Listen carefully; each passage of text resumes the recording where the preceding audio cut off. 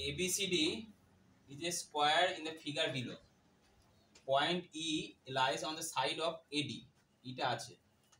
And F lies on the side BC. F আছে BC এর মধ্যে. In such a way that DE, EF and FD equal to 37. মানে তিনটে বাহুর দৈর্ঘ্য কি বলেছে? সমান. The area of the square is এটা স্কয়ারটা এরিয়া বের করতে হবে, ক্ষেত্রফল বের করতে হবে। তাহলে কি করবে এইটাকে পুরোটাকে x ধরো। CD সমান কত ধরলাম?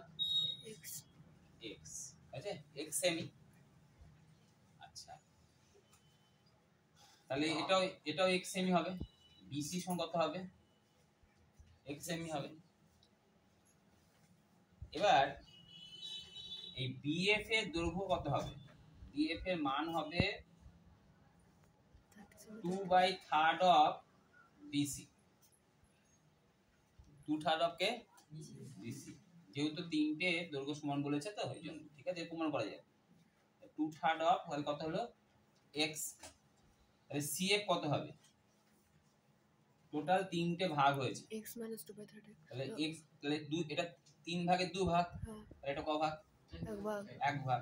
তাহলে কত হলো? 1/3 ইনটু কত? x। ক্লিয়ার? তাহলে আমি কি পেলাম? এইটুকু পেলাম হচ্ছে x। আর এটা সমকোণী ত্রিভুজ। অতএব সমকোণী ত্রিভুজ DCF এর এটা কত? 30। অতিভুজের স্কয়ার সমান লম্ব BC square plus CF square, পিথাগোরাসের থিওরেম অনুযায়ী। তাহলে DF মানে কত? 30। DC কত? x। CF কত? 1/3x মানে x/3 তা কি 30 square 900 x square plus x square by 3 9।